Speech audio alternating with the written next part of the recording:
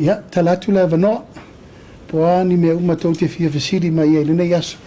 Ia e whaaftaila fio mai mtala mai au. Ia, whaatalo whaatu I lau fionga le taitai o le atunu uli nei tū lao le afiafi. Ma lo le sau noa I lau fionga ma lo fo ilon sa I tiu te mwhaiva. Ai tamu atu ia lau FESILI whaamolmole lau fionga I le Palemia. O le tūlanga lea pas le malanga mai a le minista o vaifafu. O le o toi mantua I o le simta o pule sa tau mwhai mai la vai whainga malo o le ua mawai atu. O le tatau visa fo ile o le Pacific Engagement Visa lau fionga. Le sa tau ele I tau fia ai sa whaatalitali lava o na sa iaini whiutanga I ngā le fionga fo ile Palemia o mawai ia ma le tūlanga vo ile po le ase se tūlanga o iai ia sa mua ile visa le Pacific Engagement Visa le anga vai tangata I ngā luenga whaavaitai. E me whaina no fo mau ia ma avatu ai malato ai ngai nei sa mua whamonmore. O tūlanga umana o lo riliu la lo whainga whaavai le no ufamtala atu nei. E tau an tātou whaiteti. E whai foi o le manuia mo la tau lao. A o le tūlanga wha le tonu mo tātou I le lei on tangata. A o lo tau whai whata oto whainga whaavai ina ia pāleni le lei. E whai foi o le manuia Australia o tātou. O le malanga mai a le minista o le vai whafo. Sa au whaatari se ia fio mai le Palemia I le walauria whaapitoti si ngā fua. O mta upu ia le no umana o e a whaingo fie. O le tūlanga tau visa, ua matua tātou pangatia, whiawa ia tātou New Zealand ma Australia, le fwoi tau te walau si silatu o lo te le tau mwhaia, pa ia mal malu le tātou atunu. Le whionga ia anai awha mal tau mwhaingo New Zealand. Ai Australia, ua ieila le tūlanga le nā, ua mata o na tūlou lava o le whaoa lo tātou tangata. E lei a sa whaingo le whainga ruenga toi fwoi mai o le fwoi tau watina e tātou. Ai le whauru whale mai lo le tui ngā mele le watu roma le watu aila. Ia o lo ieri pui ngā le tūlanga whai te na e ieila ia te tau al tangata ia pule a ia lana whai ungai whai. Au le pui ngā whale malo te le fianga o tātou. A tātou vai nei ia fianga ua le ain tangata whainga luenga tau aloa tātou. A le la ave uma tātou skio leipa I whafo. O nā lo lea, te le fianga. Au se tasi mta upu la u fata atia I le agenda a sa fia mai le Palemia o Australia. La fata le noa pēr ma o lani ai inga lei e whea mo latou, whea mo tātou. Ma lo whaftai lau fionga. O le sila mta upu whamonmole lau fionga mta upu la le ia whasalele anga numera loa. O le wa umana e sau noa foi. Ai ona I reporti ua o le wa ho o mai e whapea. O la watoi so longa le lei ia le mta upu a le tu malo. Ia ma ua lolo foi le ta o fio le o lo tula I mai le foi le nei taimi le suifai pule. Ia ai ua ia manatu. Ia e la foi ia le tofinga tai fono I le fionga ia mangele la o fionga.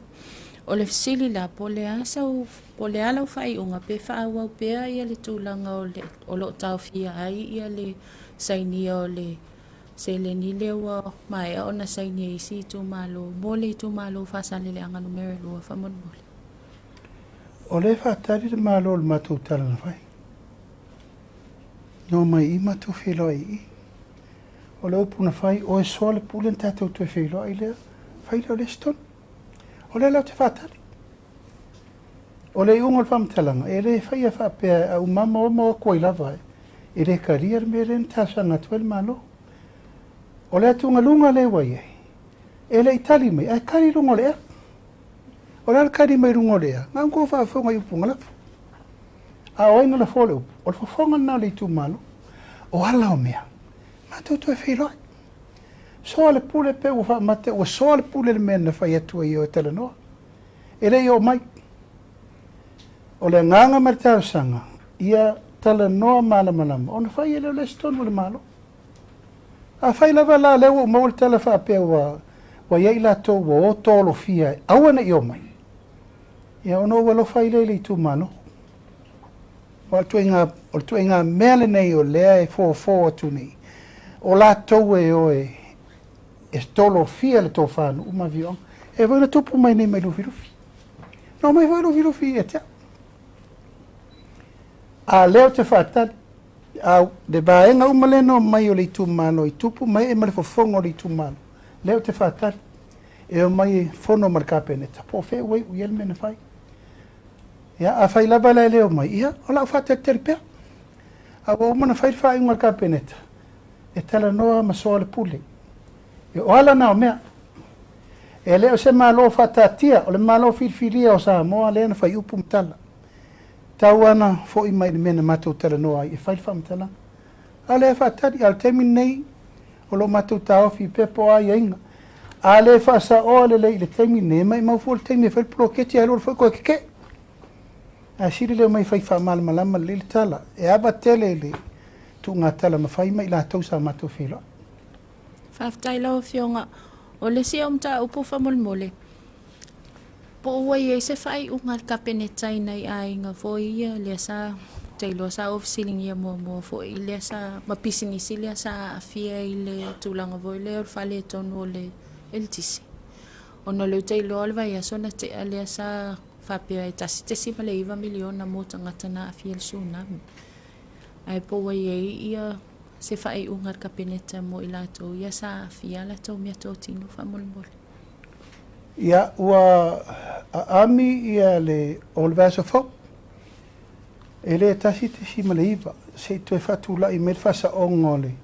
O le mta upu ina ia uane i whaisi a tu wisi. E whaisi wheo lolo le paketi e valu miliona. O le entala no ina nei e valu miliona le tino i tupe pe a tu whatasi umatalo sanga. A entala sanga. O le lai whatari le vaso fo o meile mtanga luenga e whaila la tōri poti rumo le kapeneta. Iana mai o ioi lea o le whatu a tato malamalama lei. O le taimi o le tato pawa fo i lea emergency. Taimi lea na pepe ai pawa pe ola. Pe oki. Ia. O ina le sa ave ele tālasanga i a inga uma. Ina ia a mai ala tō claims. Ia nā lau to ia vele ava noa i le tanga luenga o mai e a malili poti alo ia ena whaino lo le whailo alaua wha atu langa le whamanianga. E le tasi te sima le iwala e valu miliona le mela sa to e momori mai nei le. Lumal kapeneta mo le lilo i longa i le stupe lai titi. Ai ono le tato whaafita au lintupu. Whaftai, whamolmole la wala o Afioga o no oil minister o le mtanga luenga o leo.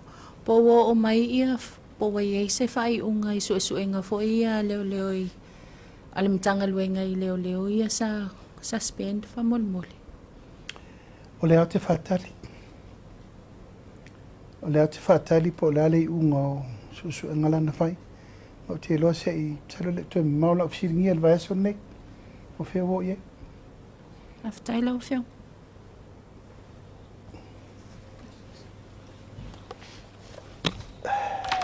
Kai mo lewa nola o Afioga. Le tatou RSE whamolmole lau Afioga. O le mai tau ato le wai ai le whai unga le kapeneta i whatapula ai le numero. La tau fui e o i ngaruenga nei. Te whape tau la whai wai e se numero wa whata oto le kapeneta le teimi nei i la tau e tawana o le tūlanga le wai. Ma le lona lua lau FESILI o le watu o ia le ima whai pule o tū malo. O le sa mai tau ina i niso teimi o tuanai. Sa i fu ni vesinga tūlai mai o nei watu o ia le ima whai pule. Ia e mawa e o isi na o i lalo le. O le poloketi le mai i tū malo. E le o ni tangata o i tū malo nei. Pole ase tūlanga. Silsila ia le kapeneta le tūl whamolmole. O le whaino mele whatapula o lau to e tūntanga luenga e tau sa o mai tangata lai whafo. O le tala whata i tae. Tolu wafe New Zealand, tolu wafe Australia, ma le afe lai tutuila. Winga fitu wafe. O le nui al kapeneta. E le te tau o na owa te le atu ma le sifuru wafe tatu tangata e vifa. Tau na ili tatu o whaino mele whatapula. O le mele le filfilinga o tatou sui oi malanga. Na fai mo le me le mai o le pule maluari fai pule pike malanga le sa auto sifia na mai malanga au lotu au televou na ave mai e tolu malanga lo tu malo na ave e ave mai to tonu e kalesia na matua mai ta wina e le aio se me fane tonu le anga sai lalo le vavainga e kalesia o fioanga manu na tato mei mai lo le melo le piki o le au malanga le taulanga e le lau tato e lo le mele wa matalona fai kengi a fai o ele tai malanga e na sa wala ia piki au kama masangi ko wo a o tau wale lisi le tolu wafe tangata o lono winga ele ai se ava noa e o ele si tolu wafe ele poloka al tulanga tau no fai no vai a fa peo se malanga e o le tu malo le lei a mai la malanga a mana o mai le fai ngalwenga ni usila e vatu petanga tatuai o no lasa umana train e na fa afale au tuai afale au fou ia maua pea le ava noa e o ele au fou e foi mal malanga mua o mo foi na train e ona fea lola i o le mea o le o isi ia fa mudisi ia fa penana maua ava noa uma mole a moe awa manatu ka peneta e paulo le awa le maua i le tausinga le amio pulea o le pule malu ani fai pule paulo le awa le mapo ai le fa moe o e kalesia nanga e piki mai e pule malu ani fai pule mai kalesia tai malanga e fa longo malava le au malanga le kai malanga e piki mai kua e al mele piki ya o akulo yo e ser men fanga wa lesi e ser men a ye lesi e se ku manga isi ya su elor sifi ya su nga sifi ran nga le ku ponger ma fa vela de wa ele fainta pulea ya maleano no a yo fa fita u le tato va ye o al puinga ya ina ya malu fa mo malo sa no lo fiong le tai malo o la FESILI fa mo le o le tulanga le sa no lo fiong ai le assessinga le alle vai fa fo le su alle minister vai fa me Australia le fa pe o mai fo e fai ia ni si fo e tapu po ani vai nga fo e tulanga le online pen fai ona sa no manino lo fionga pe o le a fai o le saule tangata le e fai ia ni ta iala pon tula fo no fo ia so longa le vai nga le i ta atia le ai o nei to ye ni online pooling e mi se lava tulanga malo o issues o mama complain na tato le fai temini tato te ui Australia Facebook a venta op o le MOU la saini le vao le malo Samoa o le malo Australia e ngaru due fatasi fo ia mele to temini ma le fo amatan tapena tato social media policy we had to do it Nen fai tato tu tala lol mele o sawa le tu lo la vai fale anga le si fale anga le sa vol menne so nga lafo u po le si lafo le la tu fatasi ntanga luengo leo o le vai fafo o ntanga luengo o sotainga tanga luengo puipuinga a Samoa ma form le tu tino e va aya umatulanga i lunga Facebook ona malosi lo leo le tato fainga vai fatasi saini le MOU tatou mal malo Australia taun tatou fa pe atu Facebook o le tu laulea o matua over tele fa tupu bevesi fa tupu ai ti ngam fa intal va fa fenga ile tunu o le tu lau voile wana la foni upu ya fa ina ile ya tatau le stangat ima me umolo fa solo o le puipuinga la o le puipuinga mo file mo tatou ai mai sea ila tou o leo mai ma folinga mo ilu ya o maliria la o mai la vala tari pupu ngal temi au pese me no vo le o pese me ula ai sawa ke pala vale me fai mai la usau ngai le si o pule ai o pe ya ai mal sifi ya mal pui pui ngale na pito isiri na dio le temi ne ya o pulafo ele na ti o le lava tatu te mai tau wa pa fe sopo ai tu la ngol va mo al saininga la le tatu wa ia ngale ma stadia e ma lo si el tato motu fata si Australia e pui l'auto vai le policy la usa Australia sfurono ta usano il tamititi santo e tango lungo le somiti me fola na tanta to voi ile tanta tu tare rota tomiti ai sa la woka make it free anga omia ke fongi alu i mere kaungari leu whaatulanga le malo, tato pepa, e ta pena ele vale, ma ole fio mai ole minister alva I fafo, tasi lea fea ngainga ole la saini e ole tato MOU ina I pui tato ma le social media. Tuli loa tuale FESILI whaamole loa fionga manule we in tau pule. Ole ta whata otonga la ole MOU leo la a saini ma Australia. Le monitoring system le la whata otu. E fua na e lunga le complain o tangata e la tutonu I ave esele page pe o komeki lava I ngā ruenga I ale. Ole vai mamau, I le tu whaua, mene nei se ilonga whaatari se complain. Ngā matua amata I tūre lei I tūlanga po whele sekta ewe iei. Ole pui ngā lau tere na. Ioi, o isi tangata tūlou lava, le lava tau te aru whaise whamangalo. Ia ngā kiri a lea ngā aru sa wea malu le mawawau. Nā ia inga le ia ele tātou PTU le runga ia leo. O le vainga tanga luenga o leo. Forensic crime. O mea umalawa pui ele tūlanga lea. O le amatua malu le le tātou. Tilo I tūlanga uma.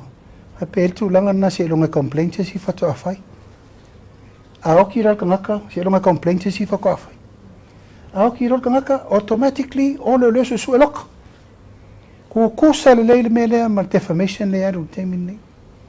Ia, wa lo fa le upule ma senta tu tera noi. E siri atu le tu ngā o lo ufa le nganga o le tangata ala e ola. You know, e serious atu na elo le ma le sori ngatu la fono murder. O lo ufa le anga o le tamari anga o le stat. Ia, ma tūranga na le tiro le te minni. You know, mo le fasio tangata tau pulea. Mele nei o loa nga I whaitala leanga o oe lea a le e a nga I mele whamtalang. O le MOU na leo ta pena ato aila mali tu tino le malo. Langa le stato tu tino le temin nei. O le ropo oe whaia le. Oe whaia le wa ingo le tunu. Reisa si. O le rola po ia matale matawhai oi. O le pui puinga. Ala lafa upu I whawhengainga. Oe te mate sa whai. Ala lafa upu te o le malo. Oe sa whai. Ala lafa upu le stanga taola oi sa fai. Ala va ai te tauna iai fai ngā whamai. E la aloa oi out of line. Ia, wa e no wha oi mtua pingi oi. Ma wa o taimi wa tauna minoi oi minoi o le malo. Lo lau sauni le malo e te pena le tūlanga lea. Malo sau no lau whionga o le seu FESILI whamole o le tūlanga lea leo whamtu o toi le one government grant mo a onga. I le lewa manino lava le tūlanga lea le la ave la lo fon whaavai. Ai na o le fia malama lau whionga. E tutongi pe a lava la pili a onga o le whanau. Pe e le la ave ese umaloa tūlanga malava tau tupe tonu a onga. A leo le a whaatino i le fon whaavai.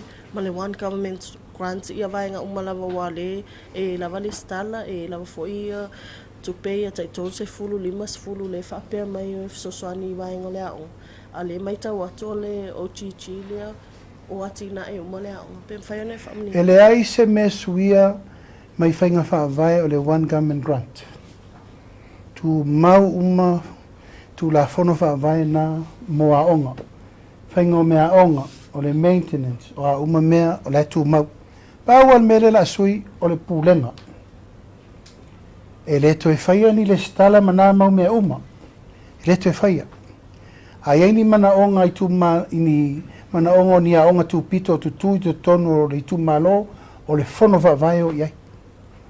Fa manino le mena e le to ia ni su nga tupe ani committee e to faia ma le panana lewa fa me I uma committee fono va mai. A tu langa uma lave to ringo pidio a onga mena le.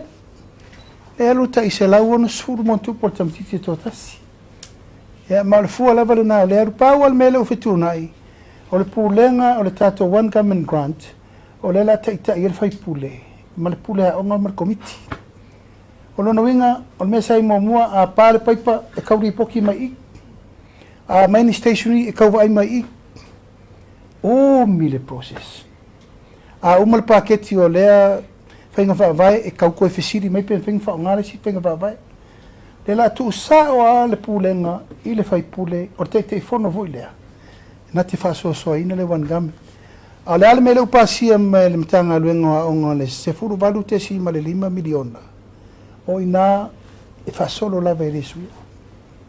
Whaftailo whionga o le si a onga la ia I lalo lava le vaenga lea. A onga ia lea e whapea mai le la tusa o ia e pau ia a onga e whatanga le la whatanga pe komiti pe le la tusa o lava le 5 pule a onga malana staff e lau te whasoina se. O a onga ia tu sa o ia la tu pepe o onga e kale sia ma me lengi la ko komiki. E rana la ko wa onga. Anga wa onga ka ko le malo ma le ingu mafio. O le la maweka ko komiki. Lenga le tupo nei le tu langa le. Awa onga ia le kalesia.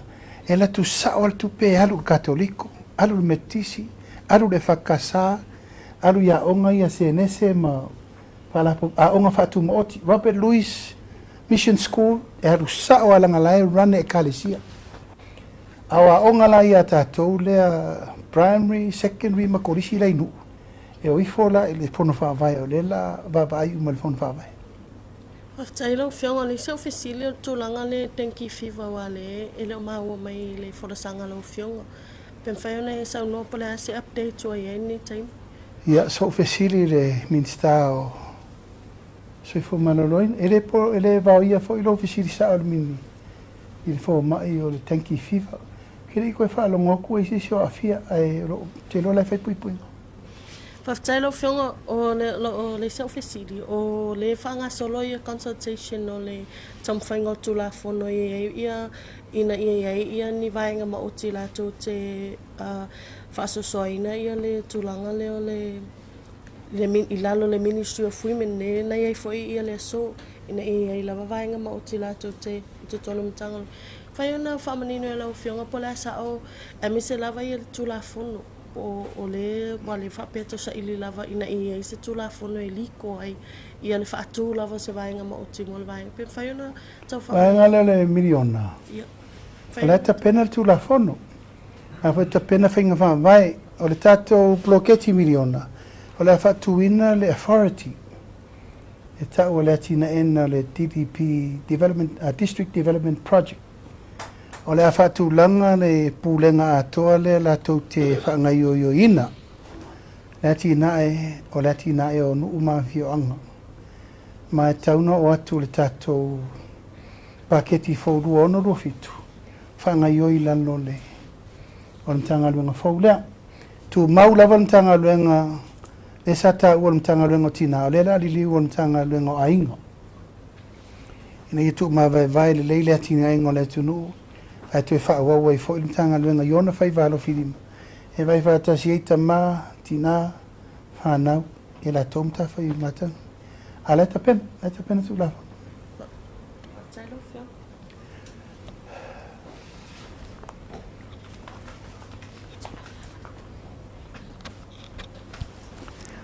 Faftai tele la vai le no so fo man rielo fiong Palemia oh ola ya ma lo fo ile onu sai o le whaapalpale. Mal whaaloalo e FESILI tuai le au tue aveanga i le vaenga le mtanga luenga o le soifua maloloina le ana e sao no iai. Ia tātou ngase 5 lea tapena e ave i intia. O te mantua sa iai i al tātou talnoanga mua sa fuafuatanga i le malo i le au maia leo ni fōma i whapitoa. Ia po le ase taimila tamai e tupua i le nā whaamoemoe ina ia mawai se whaamama avenga i tupe whaalu. Ia ai po o le afo i le taimi e mawhaiai o na whaia tonga whiti nei ma au mai fo ma i whaapitoa ia mai whafo po se taimila tamai. Pe o le FESILI le nā whaamole mal whaaloalo i lau whionga. ia te losa ta ua isi tātou whataltanonga mumua.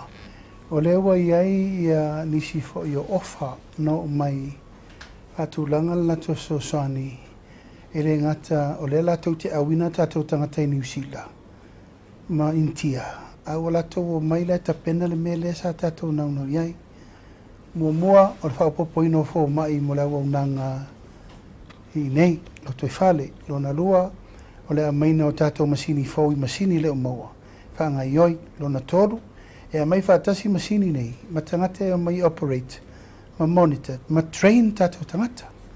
Ia ma le lona wha, o le tā pule le tape nanga o le si whale mai whaopopo. E fe so soani la, i le tonga fitinga o le mele whala i titi tātou tangata i avi whafo.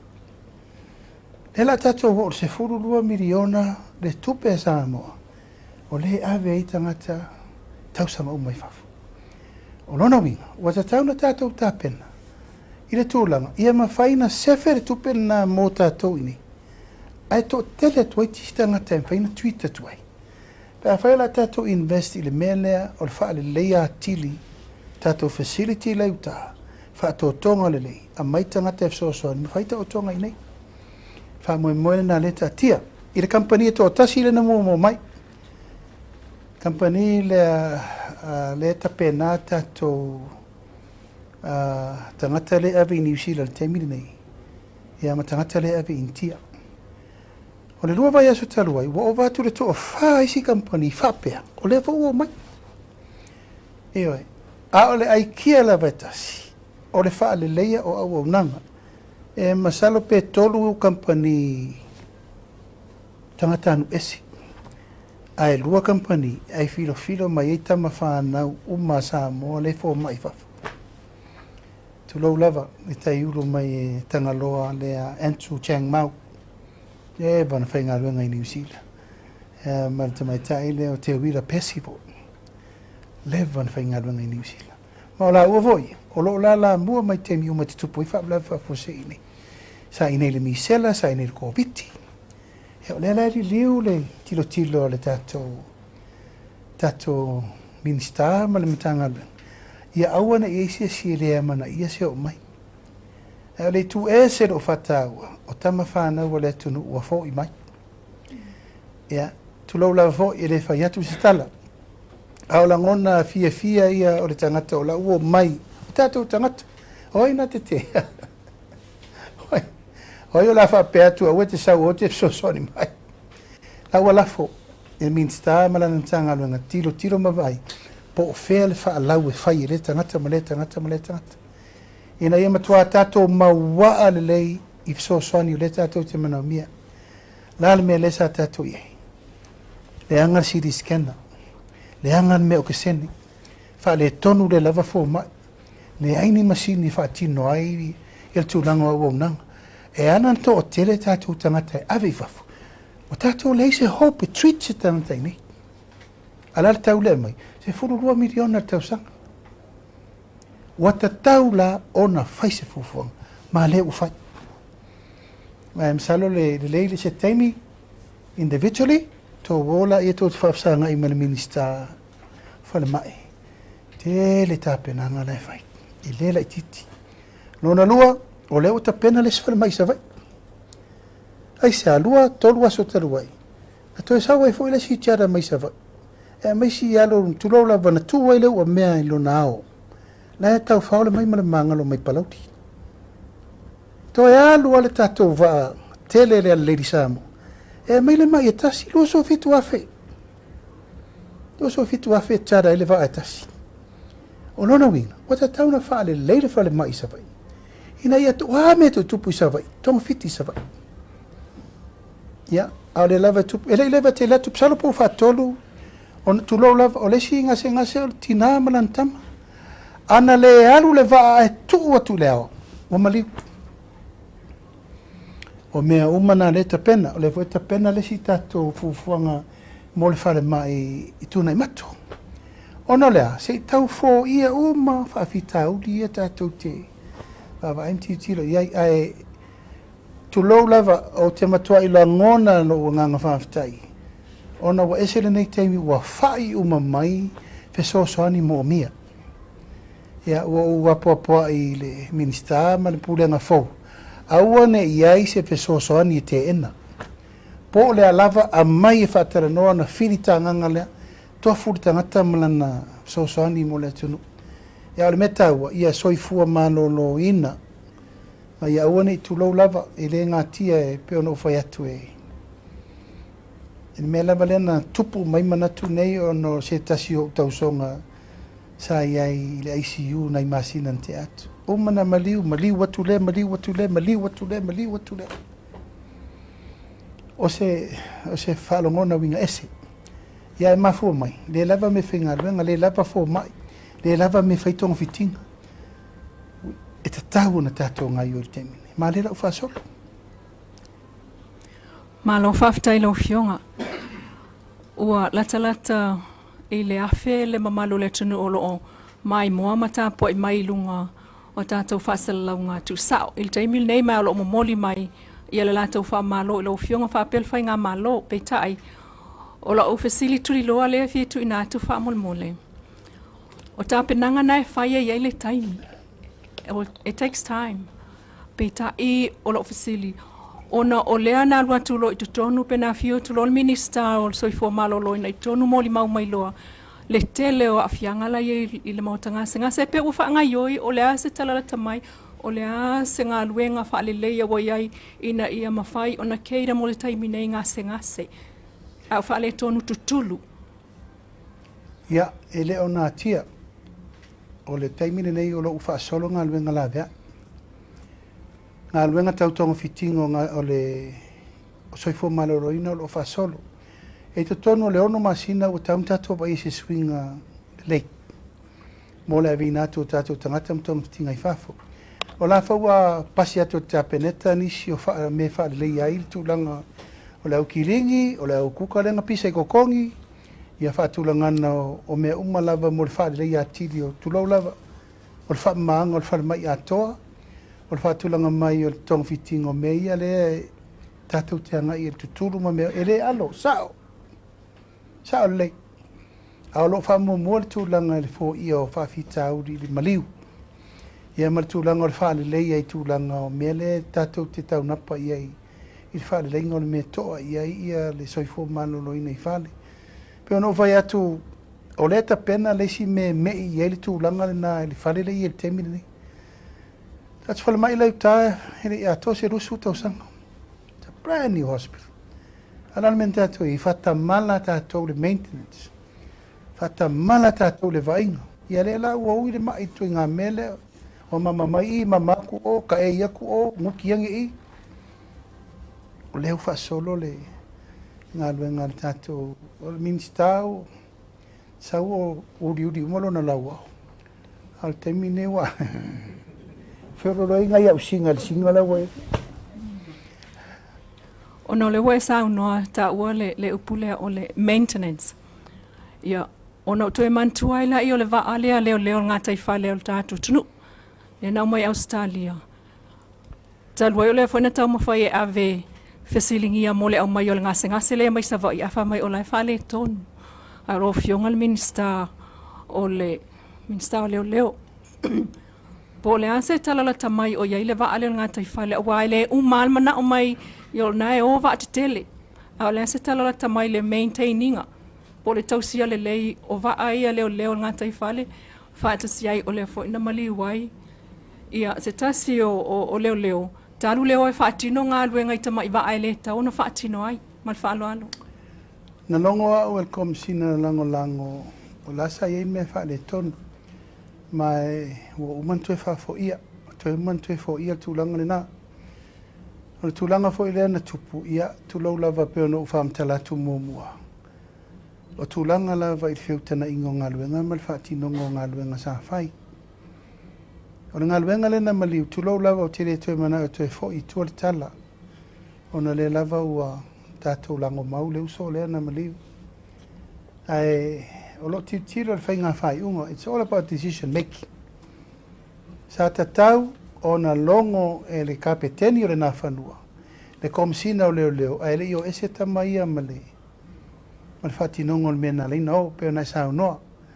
O le mena leina mafua na o le operation lea. O ai sa FESILI I ai, o ai FESILI I ai teimi o I whapea. E meisio le lo wao le tau o le whatoa, mana, whaila popo inga pui le anga I teimata I le ngata I whale. Peitai, e le ilongo ina e kapeteni o le nā whanua, le komisina. Le mele na o whai. E lau tupu mele whawela, o ila la kua I e le authorizing le mena leina o.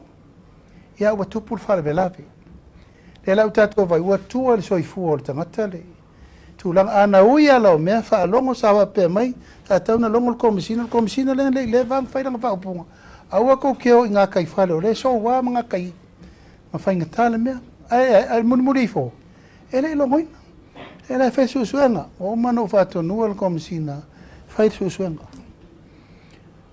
o le vili mel komisina ia tia uile ba beao le utupul fa le ila fiafi le utupul fa le pa wala ofisiri no ofisiri mai sa faini o fufa o la tama. Sa no mal komisina o le upu o le tama le na au iuta. E leise mena fai. Mena sa u te kinga. E ana ofisiri atu le isa e fa ato nua le mele ero. Fe mai ele ai. Ia, nanga taile na ofisiri. O le lava lai fa solo ia su nga ala tou ia feola. Ia male sa taita ia le fa moe pe ono fa ato te musu e te tala nisi maftianga nana wa mai maulea a seta le malo. He manu ana sao se fai unga fai, ele tupu. He manu e a fai atu roa fa pe mal komisina awa le o le lo wale mea po nalma fu anga narina o. Ia pe o tūlanga na e tele lava kulou lava ere na o fale mai o le tupu i mea. E o volum tanga luenga leo le fo e tau foi tau fai atu fai unga. Tu lo lava foi to tau foi le me len tupu tamale o peni amina o i fasto. O na foi mea e te le lava le ala asanga sa te tau waina pui nisi ratou te o. Ia o na la tau, watu na lima e ala no nofo mai tangata mau penga. O fai ngā fai unga, it's the decision making cost life. Ela le te tau an tatou li on pui teimi nei ia ta ua tu tupu mai mea a sa ieri tatou fai unga sao, mal fai unga fai tu la fono. Malo sa no lo fionga. FESILI tu le tu la kale le matanga luenga malo le malo. E ia nisi o malo na afia nisi o solnga tu la fono tau sangan se mbaya today. Na fa malo lo ai fa tino ia suenga. O le tala muli ane ia o le sa tu e fa wau nga luenga ona e le fa mau ni fa pele lava ia mau. Le suenga le fa tino le temine yo live ia nga ilo ia na i malo le na liki mai tu fa mtalang al mtanga luenga. O lai fa tino ai sui al mtanga luenga. E fa le mtanga la tunu lo fionga. O le FESILI lo fionga pesa ia se fofonga awina mai ni si mai fa foi fa tino suenga ia malanga fa lol. Ia ia le upule sa masani ona ngana i foi le sa vea ma minsta mo. E pule leo ia la to suenga. Fa pe la ia la to tu la fono e. Suenga ta upuna. Fenga fa vai la vai i lunga o le puipuinga na molmtanga luenga leo peita. Tato vai la temini wai fale le matenga per mele tsau no ye.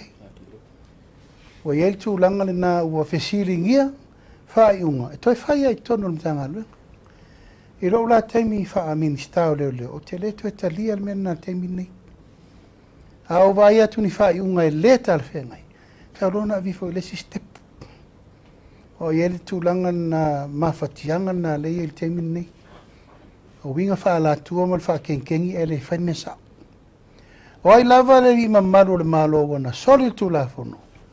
Fai tu la fono. Ele fa pe a mawal le isa onga le lokale a mawal kakala i fa foi isa nga lokale. The law has to be fair. A pe ono fa yatu o le tau fa sa o tu ni le tele mtau. Pa le FESILI ngia le tunu. Ona tau vale ina i fuala ia o le te leo le mtanga luenga. O lo tau fai file mu. Ma le mtanga luenga o le puipuinga o hai. O le malu o le tunu. E na maua nei, o le lo ia le sai o na mau i fuala u fasaina lang sola. O fea le tato li o. Fea le tato vavai la sa fa mai sa positive le test. A fai la sa positive le test. O fea le tu la fono. A matara ano se stanga te fafo la tango firfola u vasaina nan me o ye. E chas loka. Pe o istanga ta umala o loka. O atu ngalunga na le tatou te vavai. Mai e le tu ufaua le mea le teimi le nei. I lo tu la i le vainga o le tanga luenga e tatau o na toe wha mama uma me nei ina ia malu le tunu. O le malu o le tunu. Ai a whailo ele maru mai, i ono ulo le ua la matia lor soi fuho tātou tangata. Malo fa tai sau no o le wa fa la wi lo po le wa sau no le fionga le minister Swetus. Ile tulanga fa le tonu e pe na ile forensic audit. O le FESILI le fa pe mai le ai ia di fa mau maunga e tu sai se suenga ia sa fa tina DPO. O le ale sila sanga le sila ia le malo e toe vala au tangata nei le na ila tau ia le lo o afieme po le ono o le tula fono le matau. Ia, o te le loa po le ale si fa mamlamanga e toe whai leu sau noa le minister o so ngatusi. Ma o le au te lenga a tō ale na o le matau. Forensic level levan tātou whātali e po whē wai ui e. Miliona tāla le tupe na allocate. Whai suenga na o le kuata len suele i uman sue isi o na pauna o le o matau puno mai tātou o kikai me whafo whai. Sauli poti sa me vape nei. O mai whainga malore nei, toi vaim toi tiro sau te led varito. E lawa i luma ni, lala ave i limol tatu, lawa ave i limol tatu lo yesili. Ma leo. E leise si me toi tuu yel me lea. Fai suenga, o la towe a fia, fai ungal tu la fono. Ma e lem fai toi alo fia me lea. Langa wa tele tala pe o le mea noa vo ilele, fai mai, o le faa, o le alo fanga lau fa mai. Se mai mautu pele tu nu, e leise me leanga na fai. O leo mai el whainga malo li tonu matoi lo i loi. Le la ave lo i limo lo i asiri, wa umal ta penanga al kapeneta. O umal va i ringa al kapeneta na fili eita nga te toa limo al kapeneta. E elo la to mai fa pito isu e tusi ma o kika. Mai le ripoti, o mea i lau mau. Fa se lau mon tupu mea. I le lau fa tonu ave i limo lo i asiri ma leo lo. Tu ulo i lima i. Le sa fatu, le sa walua ui mtafa i o ia le ute afia ia. Ena laino walo o asiasi uma i farpui uma. Asiasi o le manu o asiasi i utai i tanu malala o toi alu o asiasi vai ata. Na fea le tupe na farpui ma le pāma meo. Le fatu a pasi atu nei le si lima se la wafe, lima se la utol sulfa afe. E toi fa lei ai vai ata. A fea le mena faini. Fea le ono se la wafe faini me momo. O i tuia, ma e lema fai na toe alofia le mele. O i le tātou te iloa i le nganga o le mele taun fai atu fai ngā malo fau. O tupe le atu nu. E ta tau na faa aru sao ma ia. Tu tonu le me te tau na iei. Al pe al mele sa fai, pe na fai atu. So a kunga ringi rei siki. E rei ropo ingi sa ingia, o rei ropo ai responsible. Who was the point of contact? O ina sa ingia. Ya, o le la tu sawa i di mole. O tu la fone, en tato va vai lo le. E le ai se alofanga. Ma le fa au lava le tele o mea yesu su e mal temi nei. Ya, pe no vai tu le wala le tu ai. Isi se furu fa miliona, ana fa kilomita. Ya, o ai la noi vai. Fitu miliona na ave le malo company e kia Samoa e fa le monitoring mal supervision.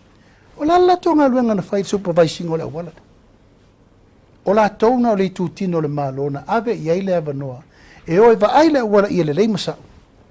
A o ko vai fauring o le wala. A o tupeia, e te tau na fai de lei a wala i. O tato a wala. E ren fain tato to ofa pea.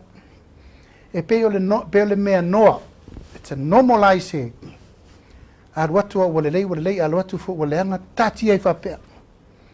Ena la firo la ia. La firo la ia po ai, o ai la tali mei. E whapea nale lufi na o le tau te mana na oe. E va ai e tupe o le malo mo le rumanai. E le ai atu. I lo utaimi whātaitai o le malo, ma le whainga malo. Le whātua e le atua sa ma utasi. E va ai umai tu umai ia. A tatou le whaasa o le taimini nei. Ia siri pe atu. Siri ro whamawai whainga malo pe a le whaia mele. O ani wha le tonu tātou sau ai mai teimi uma wa tauna lava. Pe ono whatu mamoe opu whaiso. Tu ul mele wha peo mel malo me whai tele le po pole e si a ngau. A loko ale ngoi. Taimini nei o le taimi o le whaasa sao mea.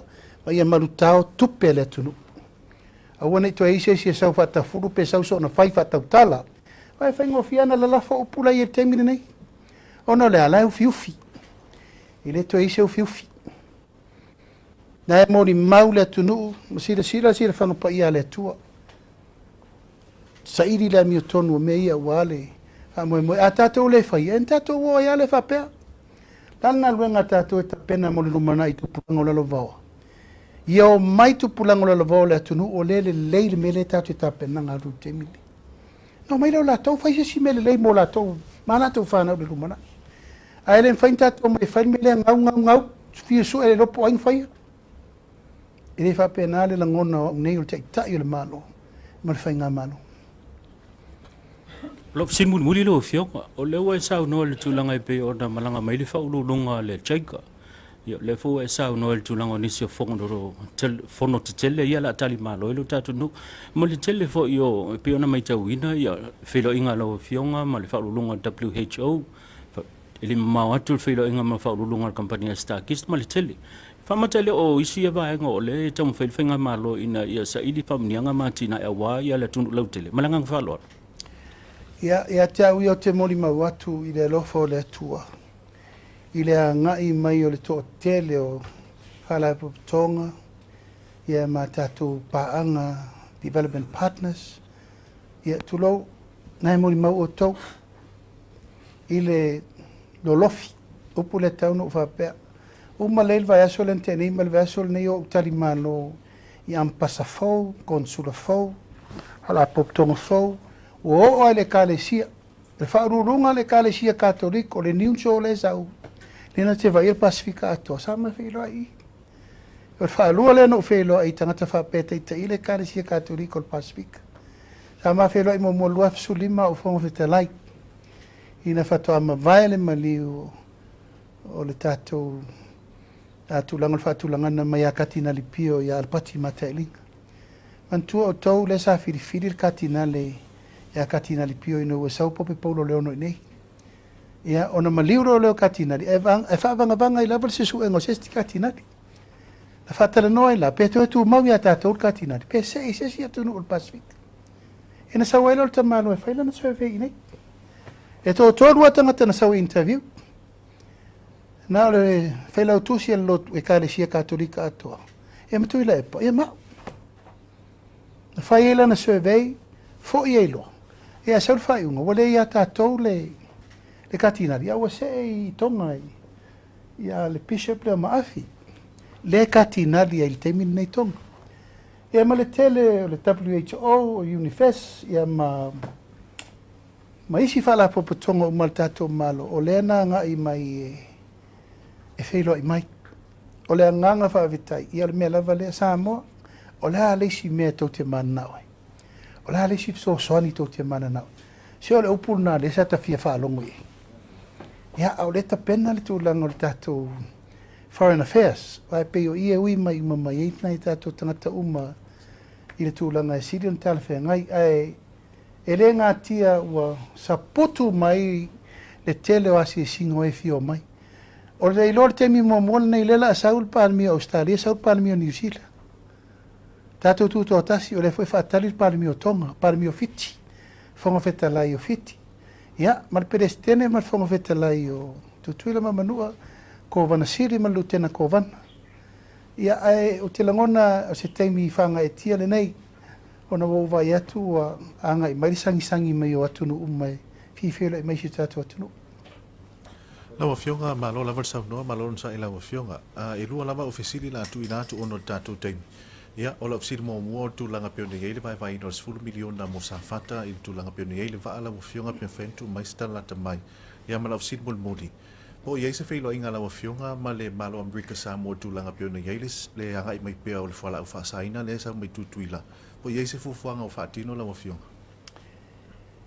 ia o le fata o matu le fontanga tele le fa mai ni le na fio mai le malanga tutuila ma manua na ua mai o na momori na mai le lato mau o le anga lue fatasi Samoa tutuila le puipuinga te le swinga la utapena so se teime sa wale tato Lady Samoa Wa tauna siaki umauka mo le mainga e whai ele screening mo o. Mai ui la vaina mawana I mea la iti fo le vai aso lente atuni. Awa matan whai titia. Ona la tūlanga o ngā lue whātasi tātou ma tutuila. Oro ieri wha moe nā maile tusi wala uli a tutuila ma manu au te awa i atu lato tuto tasi. Ia al tapenanga o tuto tasi e tutuila ma manua. O tapenanga fona o tato tuto tasi. Wa re tau te wala uli a umar ko vana luken na ko vana. Perestene o senate fonga vetalai. O lato waa e lima. O lato au kirikiki champingi. O lato au voti. Ia, o lato umana la mai wha pisa o ima tumu tato watu no nei le tūlanga whapena ma lato o siva ma lato pesi. Ai o ta pena o te alu le ia perila lato di Singapore. Ia, mori le nganga whaftai te loa ua taunu tōnu lava le teimi e wha umal tato por kalame mori le nganga whaftai le